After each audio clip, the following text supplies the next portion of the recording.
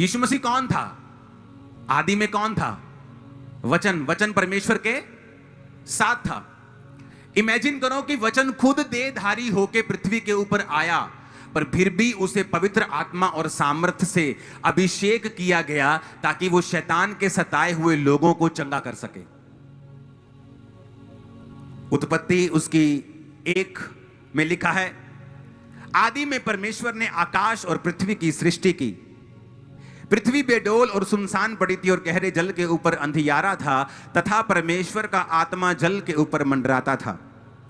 जब परमेश्वर ने कहा उजाला हो जाए तो उजाला हो गया। अब यहां पर 2 वचन हैं। एक वचन में यह लिखा है कि पृथ्वी बेडोल थी, सुनसान थी और परमेश्वर का आत्मा जल के ऊपर मंडराता था। प्रभु का आत्मा जल के ऊपर था तो भी वो पृथ्वी बेडोल थी और सुनसान थी। परमेश्वर की आत्मा की हुजूरी होने के बावजूद भी उसकी लाइफ में कोई शेप नहीं थी। लेकिन जब बाइबल कहती परमेश्वर ने कहा, वचन की एंट्री हुई, तो वचन कहता है जब परमेश्वर ने कहा उजाला हो जाए तो उजाला हो गया। और नए नियम में वो कहता है कि वचन जो धरती के ऊपर था वो अपने आप काम नहीं कर सकता था जब तक उसे पवित्र आत्मा और सामर्थ्य से अभिषेक नहीं किया गया। इसका मतलब क्या कि जब भी आपकी लाइफ में कुछ पैदा होना होगा, वहां 2 चीजें होनी जरूरी हैं। अकेला वचन भी आपको कुछ नहीं कर सकता, अकेला आत्मा भी कुछ नहीं कर सकता। आपको परमेश्वर की आत्मा की हुजूरी भी चाहिए अपनी लाइफ में, और आपको परमेश्वर का वचन भी चाहिए जो आप अपने मुंह से बोले, और परमेश्वर का आत्मा जो आपकी हुजूरी, आपकी उसकी जो हुजूरी आपकी लाइफ में है, उस वचन को पकड़े जो आपके मुंह से निकला है और उसकी उत्पत्ति कर दे। किस चीज की उत्पत्ति करेगा? आपकी चंगाई की उत्पत्ति करेगा, एक नई बेबी की उत्पत्ति करेगा, एक नए बिजनेस की उत्पत्ति करेगा, डिप्रेशन से मुक्ति की उत्पत्ति करेगा। जो कुछ आप बोलेंगे, अगर प्रभु की प्रेजेंस आपकी लाइफ में है तो वो उस चीज की उत्पत्ति कर देगा।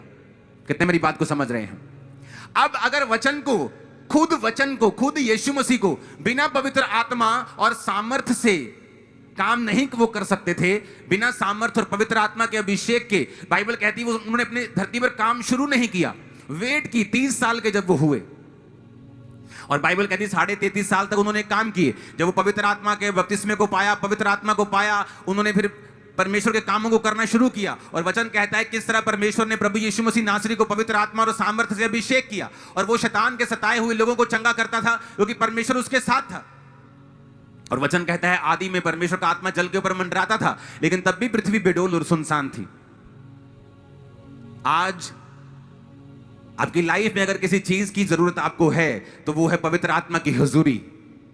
और पवित्र आत्मा की प्रेजेंस को अपनी लाइफ में बनाए रखने के लिए आपको डिवोटेड लाइफ चाहिए होती है। आपको ऐसी समर्पित जिंदगी चाहिए होती है जो बेसिक ना भूले। आप रोज सुबह उठते हैं, वही रोटी, वही चावल, वही दाल, वही सब्जी खाते हैं। ऐसा तो नहीं होता कि आप रोज सुबह उठे और कहें नहीं मैंने कल भी रोटी खाई थी, आज मैं घास खाना चाहता हूं। मैं 2 साल से रोटी, सब्जी, चावल, ये दाल खा रहा हूं, आज मैं कुछ पत्थर खाना चाहता हूं। आप कभी ऐसा नहीं कहते। आप वही रोटी, वही चावल, वही दाल रोज खाते हैं और आप बोर नहीं होते। वही चीजें आप रोज खाते हैं क्योंकि आप उन्हें फ्रेश खाते हैं। चाहे वो चावल 2 साल पहले का पैदा हुआ हो, लेकिन जब आप उसे खाते हैं आप उसे ताजा खाते हैं। कितने मेरी बात को समझ रहे हैं? जब आप परमेश्वर के वचन में से खाते हैं फ्रेश, आप रोज प्रेयर करते हैं, आप रोज बाइबल पढ़ते हैं, आप रोज परमेश्वर की प्रेजेंस में होते हैं, उपवास करते हैं, आपकी लाइफ सेम नहीं रहती। हालेलुया। अब यहां पर मैं आपको क्या बताने की कोशिश कर रहा हूं कि अपने आप कुछ नहीं हुआ। वहां पर एक व्यक्ति, प्रेरितों के काम 9 उसकी 9 से 12 में लिखा है, वो 3 दिन तक ना देख सका, ना खाया, ना पिया। दमिश्क में हनन्याह नामक एक चेला था, उससे प्रभु ने दर्शन में कहा, हे हनन्याह। उसने कहा हाँ प्रभु। प्रभु ने कहा उठकर उस गली में जा जो सीधी कहलाती है, और यहूदा के घर में शाऊल नामक एक तरसुस वासी को पूछ, क्योंकि देख वो प्रार्थना कर रहा है। जब आप प्रार्थना कर रहे हैं उपवास के साथ, परमेश्वर आपको देखता है। आपकी परीक्षा लंबी नहीं चलती। आपको उपवास करना है और आपको बाइबल पढ़नी है और प्रार्थना करनी है। सुनो मेरी बात, जब तक आप उपवास प्रार्थना नहीं की, देखो परमेश्वर की कितनी बड़ी योजना थी कि परमेश्वर एक पूरे एरिया को बचाना चाहता था। आज जहां एशिया में, एशिया माइनर में जहां लिखा है, आज जहां पर यूरोप में पूरी जगह आप क्रिश्चियनिटी को देखते हो, वो किसका काम किया हुआ है? पौलुस का। और कैसे स्टार्ट हुआ? कलीसिया बाइबल कहती है उपवास सहित प्रार्थना कर रहे थे। इमेजिन करो कितने काम रुके हुए हैं, कितने काम परमेश्वर करना चाहता है और कर नहीं पाता। क्यों? क्योंकि जब तक आप उपवास सहित प्रार्थना नहीं करते और डेडिकेट नहीं होकर बैठते कि ये 3 दिनों में हमें कोई काम नहीं करना, कोई पढ़ाई छूटने वाली नहीं है 3 दिनों में, कोई 3 दिन के काम बंद होने से कोई भी फाइनेंशियल नुकसान होने वाला नहीं है। बीमार होने पर भी आप अपने बॉस से छुट्टी मांग लेते हो और बॉस छुट्टी दे देता है। वो 3 दिन जब हम प्रार्थना करेंगे उपवास के साथ, फुल फैमिली दिन रात आप प्रेयर में रहेंगे, आप देखेंगे कि कई बार परमेश्वर की योजना बड़ी होती है लेकिन वो कुछ कर नहीं पाता, क्योंकि बिना उपवास और बिना प्रेयर के आपकी स्पिरिचुअल आईज कभी ओपन नहीं होती। लूका 22 उसकी 35 में लिखा है, फिर उसने उनसे कहा, किसने उनसे कहा? यीशु ने। बोलो अपने पड़ोसी को, यीशु मसीह ने अपने चेलों से कहा, जब मैंने तुम्हें बटुए, झोली, जूते बिना भेजा था तो क्या तुमको किसी वस्तु की घटी हुई थी? इसकी अगली आयत भी निकाल के रखो जरा, अगर है तो उसे स्क्रीन पे दे दो। उन्होंने कहा किसी वस्तु की नहीं। क्या कहा उन्होंने? परमेश्वर ने क्या पूछा? परमेश्वर कहता मैंने तुम्हें एक मिशनरी यात्रा में भेजा और मैंने तुम्हें बटुआ नहीं लेने दिया, झोली नहीं लेने दी, जूते नहीं लेने दिए एक्स्ट्रा। क्या तुम्हें किसी चीज की घटी हुई? कहते परमेश्वर हमें किसी भी चीज की घटी नहीं हुई। क्यों? क्योंकि उनको भेजने वाला कौन था? परमेश्वर का आत्मा। परमेश्वर भेजने वाला था उनको। आज किन लोगों की लाइफ में घटी है? जिनको परमेश्वर ने नहीं भेजा, जो काम कर रहे हैं वो जानते नहीं कि परमेश्वर की अगुवाई इसमें है कि नहीं है। आज जब पास्टर लोग मेरे पास आते हैं और उनके पास 500 लोगों की चर्च है, 200 लोगों की चर्च है, कंप्लेंट करने लगते हैं आगे, मेरे पास चर्च के लिए पैसा नहीं, जगह लेने के लिए पैसा नहीं। तो मैं उनको समझाता हूं कि जब ये चर्च 10,000 क्रॉस करके थी तब भी इस चर्च के पास अपनी जगह नहीं थी। 7 साल में 8 चर्चिस बदली हमने। जो चर्च लेते थे वो भर जाती थी, अगली भर गई, अगली भर गई, अगली किराए पे, रेंट पे, कभी कोई यूज करने के लिए अपना प्लॉट देता था तो वो भरती जाती थी। लेकिन मैं एक बात कहता हूं, अगर परमेश्वर ने आपको भेजा है तो क्या आपको किसी चीज की घटी हो सकती है? नहीं। तो ये सेवकाई को मैंने कहा था लोगों को कि मैं कभी भी फॉरेन में जाके अपने हाथ को नहीं फैलाऊंगा। अगर प्रभु ने मुझे भेजा है, मुझे किसी वस्तु की भी घटी नहीं होगी। पहले तो अपनी पॉकेट से चर्च के लिए मैं खर्चा करता था कि जब तक थोड़ी सी दरियां, थोड़ा सा टेंट है, थोड़ा सा साउंड है, तो मेरी पॉकेट मनी से। जब लोग बढ़ने शुरू हुए तो तब चर्च में ऑफरिंग कलेक्ट होनी शुरू हुई थी। उससे पहले ऑफरिंग भी कलेक्ट नहीं होती थी। बक्सा लगा रहता था पीछे, जिसने डालना है डाल दो। अगर परमेश्वर ने आपको भेजा है, अगर परमेश्वर ने कोई काम करने के लिए कहा है, तो खुदा ने कहा अपने चेलों से कि जब मैंने तुम्हें एक बड़ी मिशनरी यात्रा में भेजा और बिना झोली, बिना बटुए के, बिना किसी फाइनेंशियल सपोर्ट के, बिना किसी जूते के, एक्स्ट्रा कोई चीज तुम्हें नहीं दी, क्या तुम्हें किसी चीज की घटी हुई? चेले क्या बोले? कहते किसी वस्तु की नहीं। दे सेड नथिंग, कुछ भी कमी नहीं थी। तो आज का विश्वासी, क्या आप जानते हैं कि परमेश्वर आपको कहां भेज रहा है? किस पढ़ाई के एंगल में आपको मेडिकल करने के लिए कह रहा है कि नॉन मेडिकल? क्या वो आपको ब्यूटी पार्लर का काम करने के लिए कह रहा है? क्या आपको एक कपड़े की शॉप खोलने के लिए कह रहा है? क्या वो आपको यहां सेवा करने के लिए कह रहा है या किसी दूसरे शहर में कह रहा है? आज बहुत से लोग सफर कर रहे हैं क्योंकि वो वहां नहीं है जहां उन्हें होना चाहिए। और कहां होना चाहिए ये कैसे मालूम होगा? जब आप राइट संगति में होंगे, जीवित चर्च के साथ जुड़े हुए होंगे, उपवास और प्रार्थना कर रहे होंगे, तब परमेश्वर का आत्मा आपसे बात करेगा। अगर हम रोज दिन के 2-3 घंटे टीवी में बिताएंगे, मैं आपको दावा करता हूं परमेश्वर का आत्मा आपसे बात नहीं कर पाएगा। क्योंकि परमेश्वर की आवाज को सुनने के लिए आपको सारी डिस्ट्रैक्शंस खत्म करनी पड़ती है। एक दिन मैंने कहा परमेश्वर मैं बहुत कंफ्यूज हूं। ये आई थिंक 10 साल पहले की या उससे पहले की बात होगी। आई थिंक मैं तब मैरिड नहीं था, उससे पहले की बात है। ये तो 10-12 साल हो गए होंगे। तो मैं परमेश्वर का, परमेश्वर मुझे मेरी चर्च सबसे बड़ी हो चुकी थी, पंजाब की सबसे बड़ी चर्च थी। मैंने कहा परमेश्वर मुझे तसल्ली नहीं, मुझे गाइड कर, मेरी अगुवाई कर।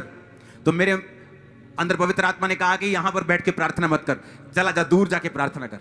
मैं दूर चला गया गाड़ी में, वो जाके हिमाचल की एंट्री में जब मैं पहुंचा तो वहां से खाइयाँ शुरू हो जाती। तो मैंने अपने ड्राइवर को बोला कि यहीं गाड़ी रोक दे, मुझे नीचे खाई में जाना है। कहते मैं नीचे खाई में जाना है मुझे। मैं अकेला खाई में था उधर। मैं नीचे गया, खाई में जाता जाता और मुझे एक स्थान मिला, बैठ के मैं प्रेयर करने लगा। और परमेश्वर ने मुझे बताया कि आने वाले समय में तू बैठा होगा और लोग टीवी पर और स्क्रीन पर देखेंगे और लाखों लाखों लोग तुझे देखेंगे। और ये टीवी और स्क्रीन की चर्च जो आप अभी देख रहे हो, कुछ साल पहले शुरू हुई, ये एक्चुअल में बहुत साल पहले शुरू हो चुकी थी, लेकिन आत्मा में। ये कैसे परमेश्वर ने बात की मुझे, जब मैं प्रेयर में मैंने अलग स्थान, मैंने कहा मुझे अलग जाके प्रार्थना करनी है। और मैं प्रार्थना करता गया, खाई में रहा। मुझे प्रार्थना करते जब घंटों हो गए, वो बात अलग है। जब मैं ऊपर आया तो बाहर एक आदमी था, बोला जय मसीह की। वहां भी मुझे जानने वाला कोई था। मैं कहा तो पीछा ना छटियो है। लेकिन मैं आपको बात कह रहा हूं, अगर कलीसिया अपने आप को अलग नहीं करेगी और अपनी लाइफ में जो बेसिक है उसे वो नहीं अपनाएगी, उपवास और प्रार्थना के साथ वो परमेश्वर के सामने नहीं जाएगी, तो कई बार आपको ये मालूम नहीं हो पाता कि मुझे किस दिशा में चलना है, मुझे क्या करना है। आप इमेजिन करो, मेरे को नीड महसूस होती थी कि नहीं मुझे जाना है, मुझे प्रेयर करनी है, और प्रेयर में परमेश्वर मुझसे बात करता था। क्या मैं वैसे धर्मी नहीं था? क्या वैसे पवित्रता में नहीं था? क्या वैसे प्रेयर नहीं करता? प्रेयर भी बहुत करता था। लेकिन कई बार आपको कुछ खास परमेश्वर से लेने के लिए आपको पूरी तरह से अलग अपने आप को करना पड़ता है। आज कितने आदमी हैं जो रोज 2.5 घंटे भी प्रार्थना करते होंगे? बहुत कम। इसलिए परमेश्वर की आवाज आप सुन नहीं पाते। इमेजिन करो, अगर वो कलीसिया बिना प्रार्थना उपवास वाली होती, शायद पौलुस वहां बुढ़ा हो जाता बैठा बैठा। लेकिन बाइबल कहती है परमेश्वर के कार्यों के लिए वो कलीसिया जो थी वो जयवंत थी। आप उपवास प्रार्थना में नहीं होंगे, कैसे आपको अगुवाई मिलेगी? परमेश्वर कहता तू जा, कहता प्रभु मैं नहीं जाऊंगा। वो तो वही शाऊल है जो लोगों को मारता है। परमेश्वर कहता है जा, मैंने उसे चुना है, वो बहुतों के लिए दुख उठाएगा, वो मेरे राज्य के लिए बहुत दुख उठाएगा। मैंने उसे चुना है, जा, क्योंकि देख वो प्रार्थना कर रहा है। क्या रीजन दिया परमेश्वर ने डायरेक्ट बोलकर? क्योंकि देख वो क्या कर रहा है, देख वो प्रार्थना कर रहा है, क्योंकि देख वो प्रार्थना कर रहा है। शैतान चाहता है आपको डिस्ट्रैक्ट करना। इधर से आपको परमेश्वर का आत्मा कह रहा होगा तुझे ये काम करना है, मैं तुझे सक्सेस दूंगा, मैं तुझे सफल करूंगा, तुझे इस तरह से चलना है, अपने ये वाले दोस्त को छोड़ दे, अपने ये वाले काम को छोड़ दे, मैं तेरी अगुवाई करूंगा और तुझे आगे लेके जाऊंगा। और उधर से शैतान ने एक अन्य जाति दोस्त आपकी लाइफ में दे दिया है, एक अन्य जाति गर्लफ्रेंड आपकी लाइफ में दे दी है, ताकि शैतान अपना बीज आप में लगातार डालता रहे और जो आपने पकड़ा हुआ है वो फेल हो जाए। क्योंकि जब वो फेल होगा तब वो शैतान आपको अपनी ओर खींचेगा। वो फेल क्यों हुआ? क्योंकि जिस समय परमेश्वर ने आपसे बात करनी थी, आपने एक अंधेरे के व्यक्ति को अपनी लाइफ में चुना हुआ था। आप डिस्ट्रैक्ट थे, आप पूरी तरह से स्पिरिचुअल नहीं थे, आप पूरी तरह से प्रभु की आवाज नहीं सुन सके, फिर आप अपनी मर्जी करते गए। जब आप अपनी मर्जी करते गए, बाद में फेलियर आया, फिर आपको और ज्यादा धक्का और ठोकर मिलेगी, क्योंकि आप उस समय परमेश्वर की आवाज को सुन नहीं सके। क्योंकि उसकी आवाज को सुनने के लिए आपको पूरी तरह से एक मन होकर आपको परमेश्वर की हुजूरी में बैठना पड़ता है, पूरी तरह से फास्टिंग में, प्रेयर में, उपवास में, रोजों में, पूरी तरह से क्या बोलते हैं उसको, रिपेंटेंस के साथ, मन फिराव के साथ, पवित्रताई के साथ। इंसान अपनी गिरावट का कारण खुद ही है, अपने फेलियर का कारण वो खुद ही है, क्योंकि जो उसका समर्पण चाहिए उस रीति का वो नहीं दे पाता है। जब कोई एथलीट फेल होता है, उसे मालूम होता है कि मैं वो मेहनत नहीं कर सका जो ये नंबर 1 करता है, उस मेरे में अंदर वो डेडिकेशन नहीं है, वो खाने पे कंट्रोल नहीं है, वो टाइमिंग पे कंट्रोल नहीं है जो इसके अंदर है। तो या तो वो फिर पीछे हट जाता है, या फिर अगली बार और तैयारी के साथ आता है कि जब मैं नेक्स्ट टाइम आऊंगा तो पूरी तैयारी के साथ आऊंगा। अब ये आपका फैसला है, आपको क्या करना है।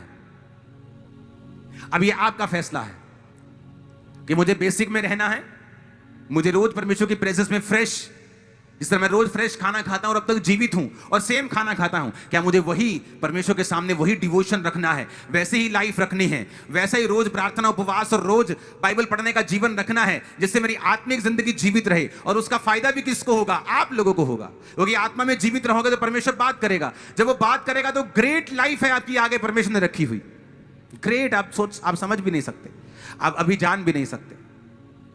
मेरी ये जिंदगी के बारे में पास्टर्स लोग भविष्यवाणी करते थे और मुझे यकीन नहीं होता था, लेकिन वो भविष्यवाणी करते थे लेकिन मुझे यकीन नहीं होता था। उसी तरह मैं आपको भविष्यवाणी कर रहा हूं, इतना ग्रेट फ्यूचर है, आपकी आंखें खुली रह जाएंगी। आपको जस्ट परमेश्वर में बने रहना और उसमें चलना है। और कई बार बने रहने से भी बात नहीं बनती जब तक आप कुछ एक्स्ट्रा एफर्ट नहीं करते। अगर परमेश्वर ने सब कुछ कर दिया है तो क्यों वो फास्टिंग उपवास में अपने पेट को जला रहे थे? अगर उसने सब कुछ कर दिया है, सब कुछ प्राइस पे कर दिया है, तो क्यों कलीसिया फास्टिंग में उपवास में अपने पेट को जलाकर, वो भी खाए पिए फिर सब कुछ अगर कर दिया है तो? लेकिन वचन कहता है उपवास सहित प्रार्थना करने पर पवित्र आत्मा ने कहा पौलुस और बरनबास को भेजो। और वचन कहता है बरनबास और शाऊल जब उस काम के लिए गए तो वो पहली मिशनरी यात्रा बनी, पूरा कॉन्टिनेंट बचाया गया। पौलुस गवाही देता है कि मैंने इतना प्रचार किया है इन शहरों देशों में कि मेरे प्रचार करने की वहां जगह नहीं, हर एक बंदे ने सुसमाचार सुन लिया। ऐसे महान काम आपकी लाइफ में होंगे, आपके रिश्तेदार सुसमाचार को सुनेंगे, आपका पूरा मोहल्ला, पूरा गांव, पूरा नगर आपकी वजह से सुसमाचार को सुनेगा। Receive fire in the name of Jesus. यीशु के नाम की आग को रिसीव करो, यीशु मसीह के नाम में भविष्यवाणी करता हूं, तुम बड़े बड़े बड़े बड़े बड़े बड़े बड़े काम करोगे। ऊंचा चाहिए चर्च। लेक्रो सोथोलो रबा शांते नेंग्रो मा सामरियांदनबा लाखो रबा सांद्रियानबा शाबंदनबा सुखे लेंग्रो सोथला रबा शांदनबा। तुम बड़े काम करोगे यीशु मसीह के सामर्थ्य में। ऊंचा चाहिए। हालेलुया।